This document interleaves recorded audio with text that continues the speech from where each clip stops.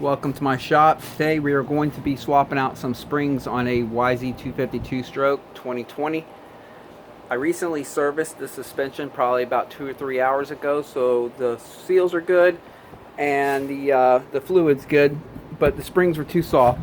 So we went ahead and got some factory connection 0.48 kg fork springs, and I prefer a factory connection rear spring as well, but we were unable to find one in a 5.4 kg, so I had to go with Race Tech on this. It's a pretty similar job. It's identical to a YZ125. This job will be pretty much the same for all the YZs, 2-stroke and 4-stroke, from the year 2006 and up, when they started the SSS suspension. You can always tell by the cap right here how this looks. It's SSS. So if you have a 2006 or newer SSS, this will apply. Alright, we'll start with the shock since this is the easier one to do. The forks are a little bit more difficult. You can use a punch here, loosen this up, lock ring.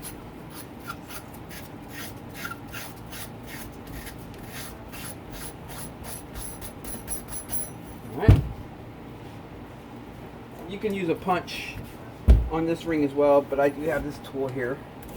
Once you get it kind of loose, sometimes you can just spin it like this.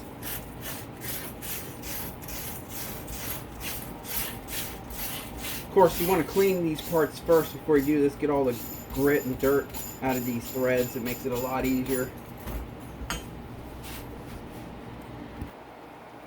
Alright. Now on this side, you have this ring that has the, well, actually first we have to get the bumper down. That could be, I like to slide that whole collar down first and then see if I can get the collar up off the bumper. Yes, I can. Alright. Then we have to get the bumper to go up the shaft. There we go. Now we can take this ring, slide it out, and pull this one off the shaft. Now we can pull the whole ring, the whole spring out the shock. There we go.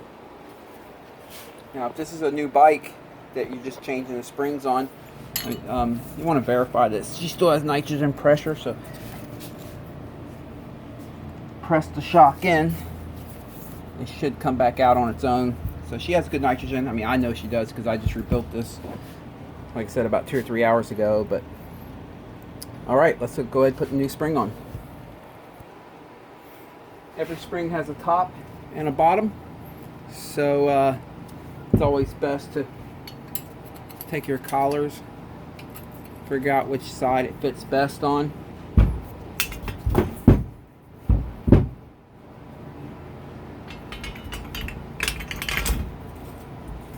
Alright.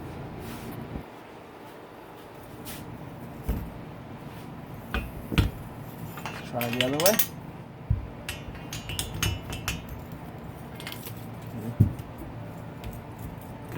That's okay. That fits good. Slide the bumper back up. Let me clean this part real quick.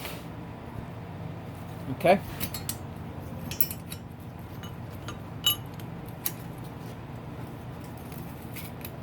There we go. Slide the rubber bumper back down, help holding all this in place.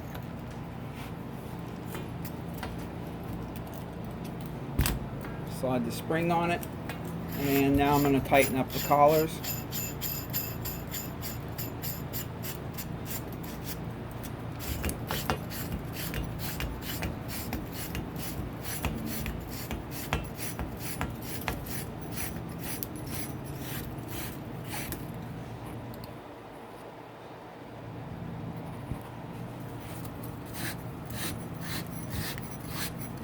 We're going to have to set the sag once it's on the bike, so I'm not looking to, you know, get it perfect right now. I just need to put some preload on the spring, Because once she's on the bike, we're going to have to set the sag.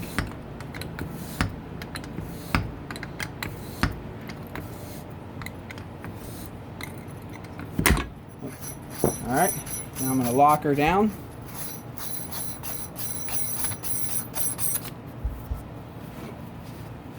Not going to lock her too hard. Like I said, we're going to have to set the sag once she's on the bike.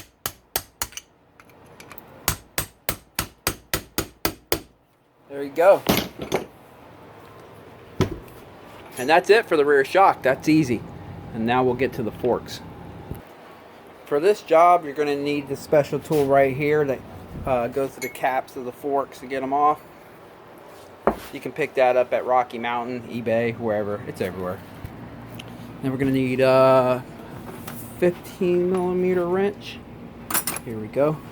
And a 17mm socket. Go ahead and remove these. Just to get them out of my way. You don't really have to, but I like to get them out of my way.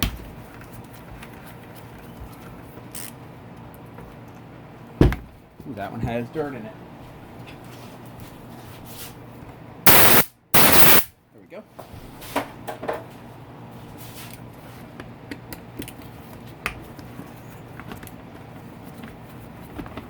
Alright, and I'll do the other fork leg real quick.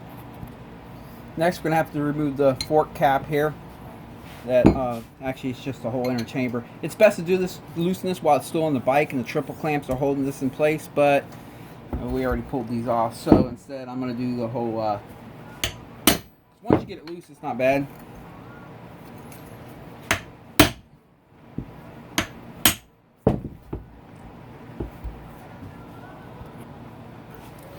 She's coming loose. There it is. Alright, took a couple hits and there it is. So I'll go ahead and loosen her up.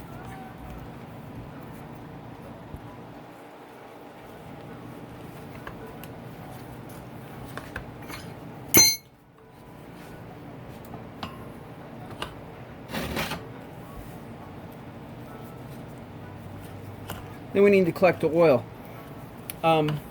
If you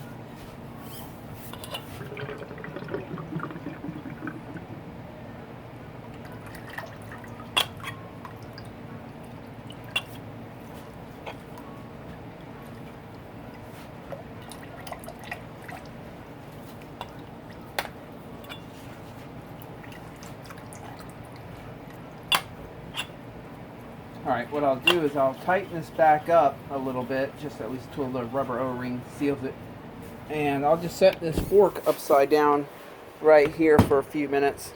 Kind of let all the oil settle to the bottom and then dump it again. While that's happening, I'm going to go ahead and get the cap off on this one and start this one draining too.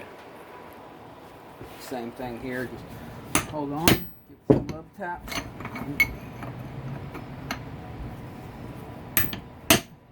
There it is.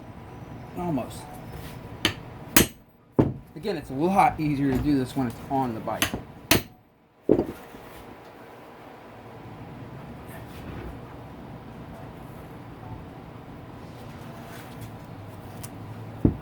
Alright, got this one loose. I'll go ahead and drain her.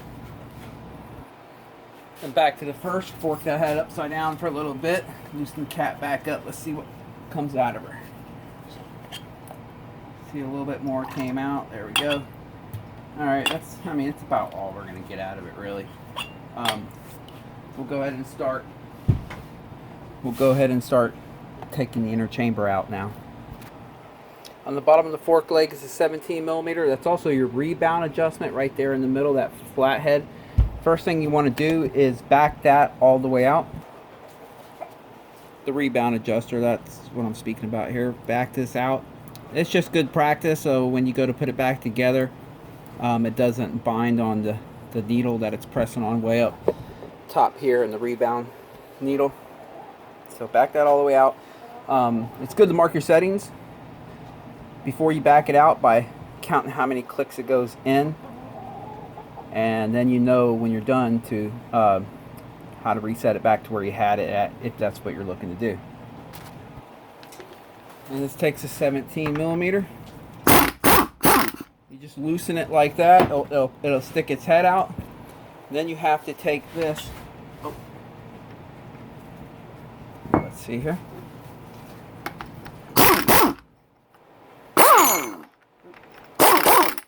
Okay.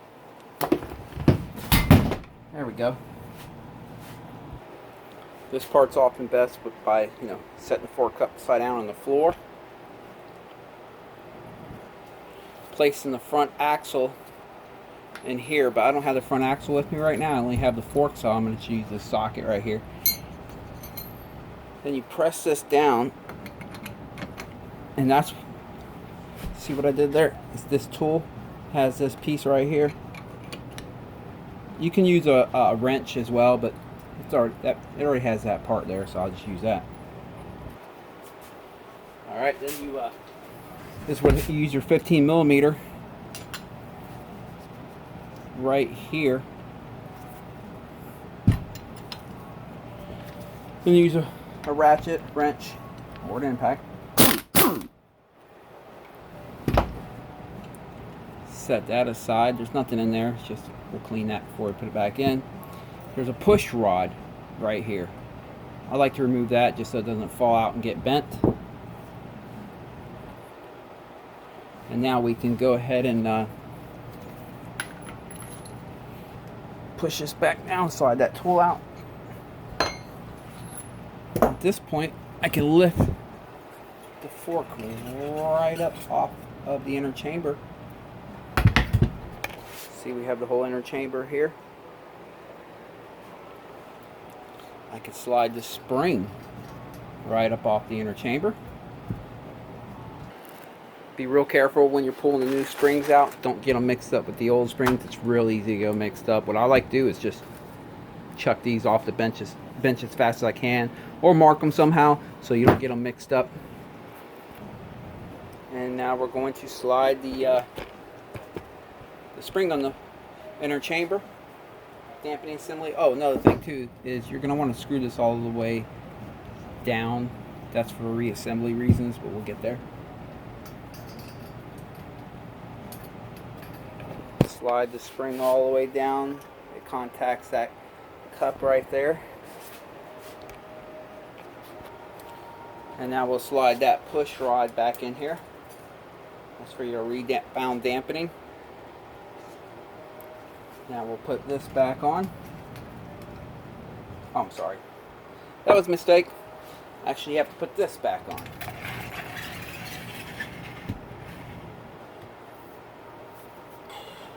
Remember, these were just service, so I don't really have to clean anything. All I have to do is just swap the springs. Alright, using your axle again, or I'm just using a socket with an extension, but you can use the front axle.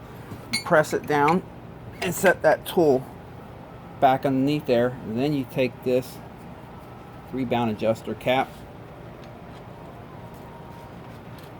and you lightly seat that. Now remember how just a few minutes ago I had you bottom this out. You do that. Hold on, this thing's not focusing good. Hold on. Because you want this bottomed out on the shaft. So you turn it by hand until it bottoms out. It's bottomed out on the shaft. Now we'll tighten this onto this. That locks this end, keeps it from coming loose. So we'll go back to our 15mm wrench, and this time I'll torque it down by hand. And since we already have this one bottomed out, it's not going any tighter. All we're really doing is pulling the lock nut to it. Get this out of my way here. There we go. We want to put it pretty snug. There we go. Don't go crazy with it. Don't strip it out. Just get it pretty snug. You don't want it coming loose while you're riding. I've seen that happen before. Okay, now we're going to get this tool out of here.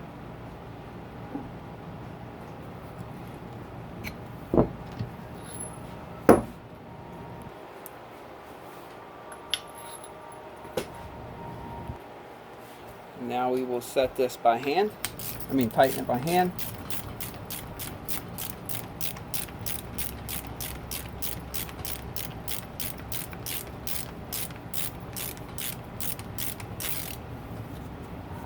much further. There she is. Go tighten her down. There she is. Then set the rebound clicker back to what your original setting was at. Flip the fork upside down. Just tighten up just a couple threads to hold that together until we're ready to add fluid back in her. Now we're on the other fork. We're going to do the exact same. There's nothing different.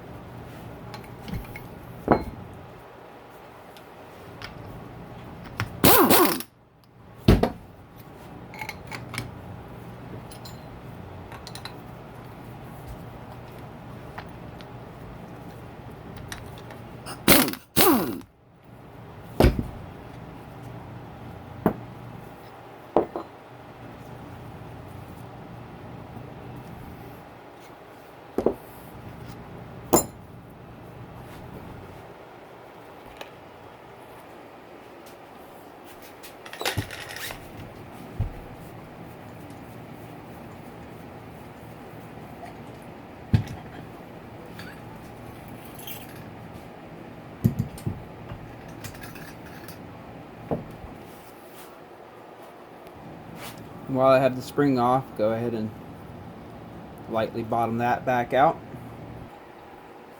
and slide the new spring on. Doesn't matter which direction you put the spring. Slide the fork tubes back in place.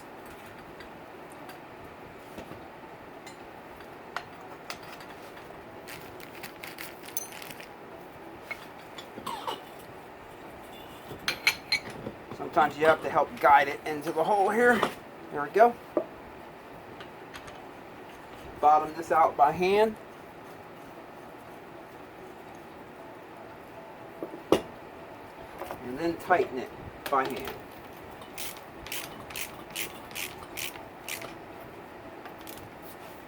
Again, you want it pretty snug. You don't want to strip it out though.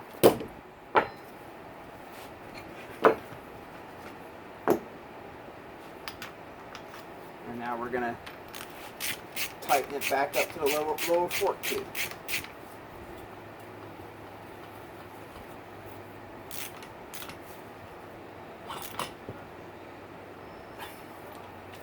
There we go. Then I'll give this side a couple threads here. Just keep it in place when I flip the fork over. And now we're going to be ready to add some fork fluid into the outer chamber of them, and they'll be ready to go. Oops, I made a mistake here, guys. I forgot to put that little tube back in. Again, I'm a little new to making YouTube videos while I'm working, so I'm liable to make a mistake here or there. Forgive me, but we'll get this straightened out really quick. It's not that hard to get that back in there. I'll be right back.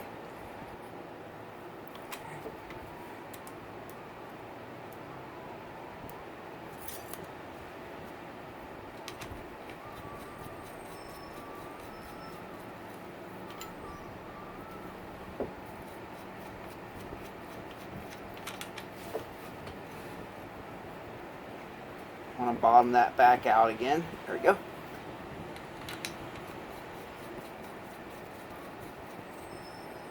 There we go.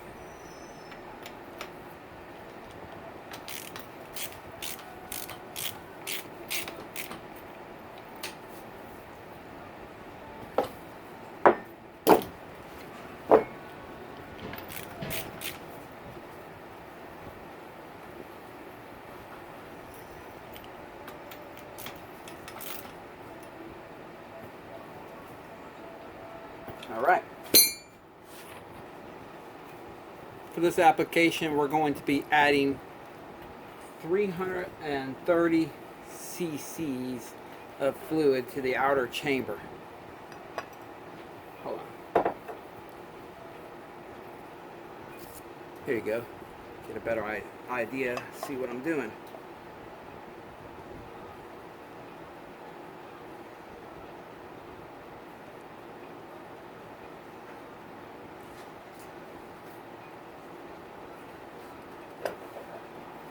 Hold that there for a while, make sure I get it all in.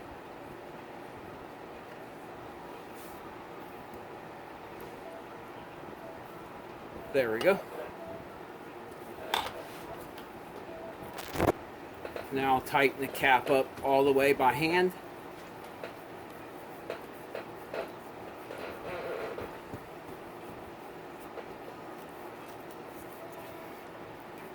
There we go. Then once I get the fork back on the bike, I'll cinch down the bottom triple clamp. You don't want to use the top because they'll squeeze on the cap here. Just tighten the bottom one, and then you can give it a good torque up top and get this cap on nice and tight. Then you continue and tighten the top and the bottom. And now I'll fill the other tube to the same amount. Again, I'm using 333 cc's of fluid in this application.